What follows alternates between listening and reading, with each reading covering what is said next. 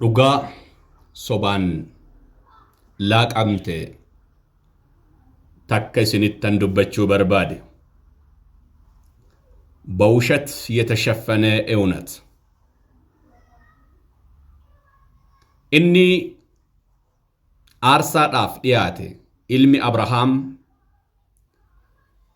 ይስሐቅ አከተኢ ኪታቢ ቁልቁሉን መጫፈ ሴረ ኡመማ ኬሰቲ ኑቲ ዱበታ ኤጋ isa kanammoo seera uumamaa boqonnaa 21-22 sirriitti dubbisuun danda'ama. Seerri uumamaa kun kitaaba takween yookaan tawraat isa jedhamudha. Gaafa mucaan kun iddoo aarsaa gaara mooraa jedhamu geeffamu Abrahaam mucicha qabatee albee qabatee qoraan qabatee ibiddas qabatee guyyaa 3 erga deemee booddee gaara sana bira ga'ee mucaan gaafii gaafate. Kunooti qoraan kunooti ibiddis kunooti albeenis kunooti hoolaan meeti jennaani waaqayyotu qopheessa jedhe mucaadhaaf abbaan yookaan Ibrahim deebii ni deebise. Marree iddoo sana ga'anii mucicha hidhee qoraan irra kaa'ee albee irra kaa'uuf taanaan waaqayyo ergamaa isaa ergee Abrahaam mucaa kee waan tokko iyyuu hin godhin kunoo dudduubee kee hoolaa jira jennaanin Abrahaam mucicha fuudhee iddoo Yisahaaqii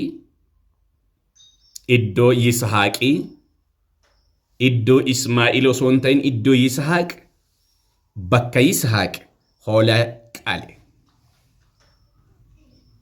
Seenaan kanuma. Gaafa sana fidaa kan ta'e iddoo Ismaa'il osoo hin ta'in iddoo Yisahaaq hoolichaatu qalame.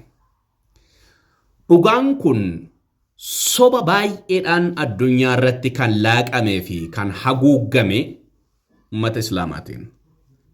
Eenyutuu yeroo ammaa kana eenyutuu fidaa ta'e yookaan immoo eenyutu gorra'amuuf fidame jennaanin Ismaa'ilin hin jedhe.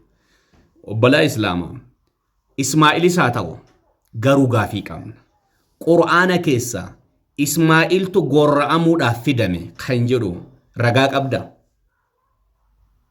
Ama ragaan kan kee maalidha? Akkuma bartee keetii, akkuma baratamte, barsiifamte arrabsoodha.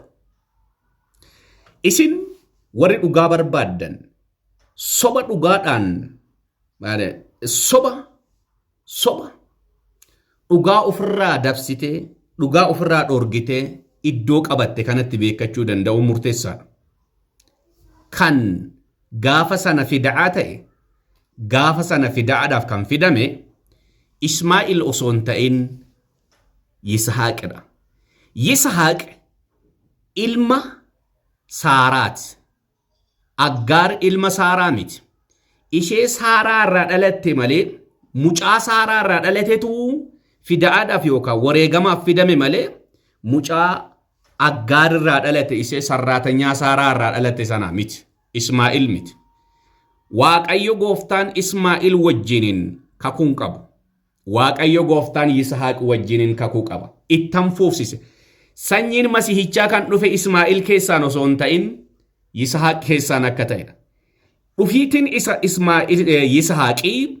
Dhufiitiin Yisahaaqii Kiristoos Iyyasuus ilmaan Yaa'iqoob keessaa akka ta'e macaafni qulqulluun nutti hima. Ribqaan ijoollee lama garaa keessatti ulfoofte. Inni kun Yaa'iqoobidha. Inni kun immoo Esaawudha. Waaqayyo Yaa'iqoobin filate. Sababiin isaa Masihichi ilma Waaqayyo karaa Yaa'iqoob fooniin dhufa waan ta'eef. Kana itti beekachuu danda'uun barbaachisaadha. Waaqayyo Ismaa'il wajjin kakuu tokko hin qabu. Akka harree diidaa taataa qomoon kee wal nyaata jedha. Kunoota akkuma argaa jirtanidha. dhugaan hin awwaalamin itti beekachuu danda'udha. Itti beekachuu danda'u. Inni biroo yeroo ramadaanaa baati ramadaan ramdaa jecha jedhu irraa dhufe jedhama. Gubatanii fayyuu ji'a gubaati. Tayyib.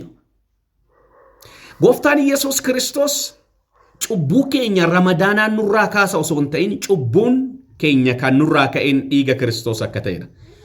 Dhugaan birmadummaatti akka nu jiraannuuf Kiristoos Yesuus birmaduu nu baase. Kanaafuu jabaadhaa dhaabbadhaa deebitanii waanjoo garbummaatti hin qabamina. Inni macaafni qulqulluun Galaatiyaa 5:1 irratti dubbate dhufee dheengaddaa yoo ramadaana soomte baatii ramadaanaa keessa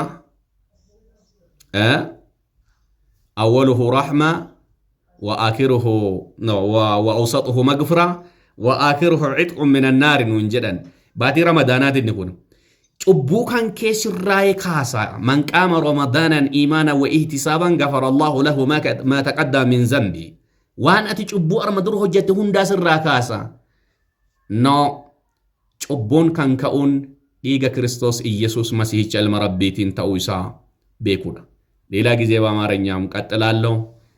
አብርሃም የወሰደ ወይም ኢብራሂም የወሰደው ልጅ ኢስማኤል ሳይሆን ይስሐቅ መሆኑን አይ እስማኤል ነው የምትሉ ከሆነ እስቲ ከቁርአን ማስረጃ እንፈልጋለን ነው የኔው ጥያቄ በኦሮምኛ ተነተንኩት። ሌላ ጊዜ ደግሞ በሰፊ እመጣለሁ በአማርኛም። ኮፒ ሊንክ ሼር ጎዳ እባካችሁ። ይሄ አካውንት በጣም ይሄ ቡዳ ባለፈው እንዳልኳችሁ ትንሽ ቡዳ ሊበላ እየሞከረ ስለሆነ እናንተ ግረፉልኝ። እስቲ ውስጥ ገብታችሁ ኮፒ ሊንክ አድርጉልኝ አድርሱልኝ። ኢብራሂም ልጁን የወሰደው ኢስማኤል ሳይሆን ይስሐቅ እንደሆነ ይወቁ። ቁርአን ሳይመጣ ሙሐመድ ሳይመጣ እስልምና ሳይጀመር በፊት ታሪኩ ተዘግቦ አልቋል። የኢብራሂም ታሪክ ልጁ በይስሐቅ በኩል ነው።